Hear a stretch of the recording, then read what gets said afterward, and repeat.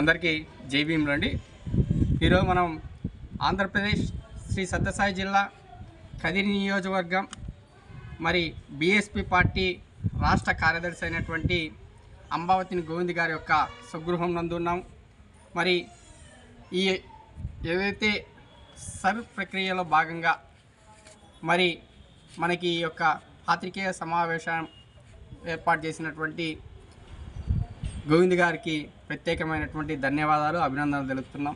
దేనికంటే ఓటు అనేటువంటిది మరి మన హిందూ సోదరులు భగవద్గీతను ఎలా కొలుస్తారు, మరి మన ముస్లిం సోదర సోదరీమణులు ఖురాన్ని ఎట్లా కొలుస్తారో, మరి క్రిస్టియన్ సోదరులు బైబుల్ని ఎలా కొలుస్తారో, మరి ఏ మత గ్రంథం ఆ మతస్థులు ఎంత అమూల్యంగా కొలుస్తారో, ఆ మత గ్రంథాలతో పాటు ఆ మత గ్రంథాలను కూడా రక్షించే పరమ పవిత్రమైనటువంటి రాజ్యాంగం కాన్స్టిట్యూషన్లో మరి ఓటు అనేటువంటి ఆయుధానికి ఆ యొక్క పరిరక్షణ బాధ్యత ఉందనేటువంటిది గొప్ప సంకల్పము. మరి ఆ ఓటు హక్కు తీసుకొచ్చినటువంటిది ప్రతి ఒక్కరూ కూడా, అంటే ఇప్పుడు ఆ గతంలో 21 సంవత్సరం ఉంది, ఇప్పుడు 18 సంవత్సరాలు నిండినటువంటి లింగ కుల వర్గ భేదం లేకుండా 18 సంవత్సరాలు నిండినటువంటి ప్రతి ఒక్క ఈ భారతదేశంలో జన్మించినటువంటి వ్యక్తికి కూడా ఓటు హక్కు ఉండాలనేటువంటి సంకల్పంతో మహనీయుడు మహాపురుషుడు పూజ్యుడు గౌరవ బాబాసాహెబ్ అంబేద్కర్ గారు ఆ ఓటు హక్కు మనకు కల్పించారు. మరి ఈరోజు ప్రతి 10 సంవత్సరాలకు ఒకసారి మన భారతదేశంలో స్పెషల్ ఇంటెన్షన్ రివిజన్ అనేటువంటిది సర్ అనేటువంటి ప్రక్రియ జరుగుతుంది. మరి ఈ ప్రక్రియలో భాగంగా ఎవరైతే ఓట్లు ఉన్నటువంటి వ్యక్తులు మరి ఓట్లు లేనటువంటి వ్యక్తులు ఓట్లు సంపాదించుకోవడం, అలాగే ఎవరైనా చనిపోయిన వాళ్ళు ఉంటే ఆ ఓట్లు తొలగించడం, ఇంకా ఏమైనా ఇతర కారణాలు ఉంటే ఓట్లు సవరణ చేసుకోవడం అనేటువంటిది మనకి ప్రతి 10 సంవత్సరాలకు ఒకసారి కూడా జరుగుతున్నటువంటిది. మరి దాంట్లో భాగంగా ఈ యొక్క స్పెషల్ ఇంటెలిజెన్స్ సంబంధించినటువంటిది మరి భారతదేశంలో మరి ముఖ్యంగా మన ఆంధ్రప్రదేశ్ రాష్ట్రంలో కూడా జరుగుతున్నటువంటి ప్రక్రియ. దాదాపు మనము ఈ యొక్క 11-12 రోజుల నుండి చూస్తున్న మీ ప్రక్రియ ప్రతి ఒక్కరు కూడా తమ శక్తి వంచన లేకుండా ప్రతి ఒక్కరు కూడా ఈ యొక్క ఓటు అనేటువంటి బాధ్యత, ఓటు అనేటువంటిది ఆయుధము, ఓటు అనేటువంటిది మన ప్రాణం కంటే మిన్న.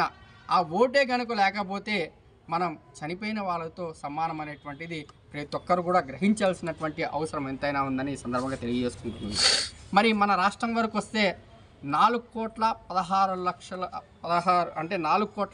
లక్షల పైచిలుకు ఓట్లు ఉన్నాయి. మరి వీటిలో దాదాపు 89-95% అనేటువంటిది అందరూ కూడా ఓటు అనేటువంటిది చేసుకున్నటువంటి పరిస్థితులు. మరి బిఎల్ఓలకి సంబంధించినటువంటి డాక్యుమెంట్స్ ఇచ్చినటువంటి వారు మరి ఈయనటువంటి వాళ్ళు దాదాపు ప్రభుత్వ గణాంకాల ప్రకారం నిన్నటితో మనం చూసుకుంటే 43,39,523 మంది, అంటే దీంట్లో చనిపోయిన వారు ఉన్నారు, ఇతరత్ర కారణాల వల్ల బిఎల్ఓ గారికి ఇంకా కూడా సరైనటువంటి డాక్యుమెంట్స్ ఇవ్వనటువంటి వాళ్ళు ఉన్నారు. అందరూ కూడా మీరు ఒకసారి గుర్తించుకోవాల్సినటువంటి అవసరం ఉంది. ఓటు అనేటువంటి ఆయుధం అనేటువంటిది, ఓటు అనేటువంటి సంకల్పం అనేటువంటిది మన భారతదేశంలో ప్రజాస్వామిక దేశంలో ప్రపంచంలో ఎక్కడ లేనటువంటి విధంగా ప్రజలతో ఎన్నుకోబడినటువంటి పార్టీలు, అంటే ఓటుతో వచ్చేటువంటి పార్టీలే మరి మనకి రాజ్యాధికారంలోకి వస్తాయి.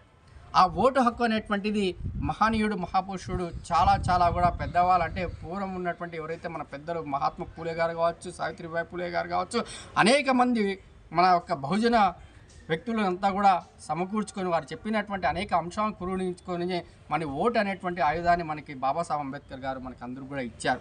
ఆ ఓటును సరైనటువంటి పద్ధతిలో సరైనటువంటి నాయకుడిని మరి మనకెక్కడా కూడా మన మీద దాడులు, దౌర్జన్యాలు, దోపిడులు, హత్యలు, అత్యాచారాలు, మరి ఇతర కార్యక్రమాలు మన మీద లేకుండా ఉండాలనేటువంటి సంకల్పం పొంది ఓటు అనేటువంటిది మనం వేసుకొని మనకి వేసుకొని మనం ఈ రాజ్యాధికారం లేకపోతే మరి అనేకమైనటువంటి సంస్కరణలు బడుగు బలహీన వర్గాలకు విద్య, ఉద్యోగ, ఆర్థిక, సామాజిక, రాజకీయ రంగాలు అందుతారనేటువంటి ఆలోచన విధానంతోనే బాబాసాహెబ్ అంబేద్కర్ గారు ఓటు హక్కు మనకిస్తే మనం ఏం చేస్తున్నామంటే 500కో 1000 రూపాయలకో 2000కో బ్రాందీకో మందుకో బిర్యానీకో అమ్ముడుపోతున్నటువంటి పరిస్థితులు దాపరిస్తున్నాయి.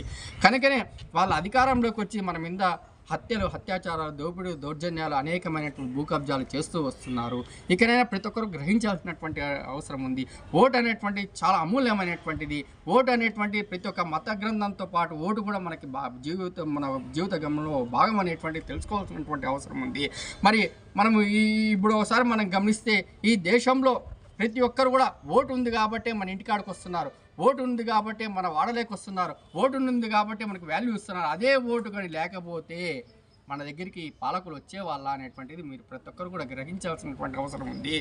ఓటు అనేటువంటి అంత అమూల్యమైనటువంటిది కనుక ఇంకా మిగిలిన ఉన్నటువంటి వారు ఇప్పుడు పశ్చిమ బెంగాల్లో మనం చూసాం విధంగా దాదాపు 20 లక్షల పైచులకు ఓట్లు తొలగిపోయాయనేటువంటిది.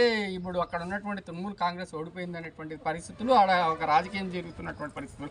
అలాంటిది మన రాష్ట్రంకి వస్తే దాదాపు 43 లక్షల పైచులకు ఓట్లు ఇంకా కూడా ప్రజల నుండి రావాల్సినటువంటి అవసరం ఉంది. అంటే దాంట్లో చనిపోయిన వాళ్ళు కొంతమంది చేసి ఇతరత్ర కారణాలు కొంత తీసినా దాదాపు ఒక 20 లక్షల ఓట్లు కూడా ఇంకా రావాల్సినటువంటి అవసరం ఉంది. కనుక మన కేంద్రం ఎన్నికల సంస్థ ఏదైతే చెప్పిందో మనకి మరి ఇంకా 10 రోజులు మనకు గడువు ఇచ్చింది. అంటే ఈ నెల 24వ తేదీ వరకు కూడా గడువు ఇచ్చింది. కాబట్టి ఈ గడువుని ప్రతి ఒక్కరు కూడా తమ బాధ్యతగా, తమ ఇంటి బాధ్యతగా, తమ విలవెల్పు బాధ్యతగా, తమ ఇంట్లో ఉన్నటువంటి ప్రతి ఒక్కరికి ఓటు హక్కు 18 నిండినటువంటి వాళ్ళకి ఓటు హక్కు కల్పించాల్సినటువంటి బాధ్యత ఉంది. కాబట్టి బిఎల్ఓ దగ్గరికి పోయి సమాచారం సేకరించి ఖచ్చితంగా మీరు ఓటు హక్కును సద్వినియోగం చేసుకోవాలని సందర్భంగా తెలియజేసుకుంటూ ఈ అవకాశం ఇచ్చినటువంటి అమరావతి గోవింద్ గారికి ఇక్కడికి వచ్చినటువంటి పెద్దలకందరికీ ధన్యవాదాలు. జై భీమ్ తెలియజేసుకుంటూ సెలవు తీసుకుంటూ జై భీమ్.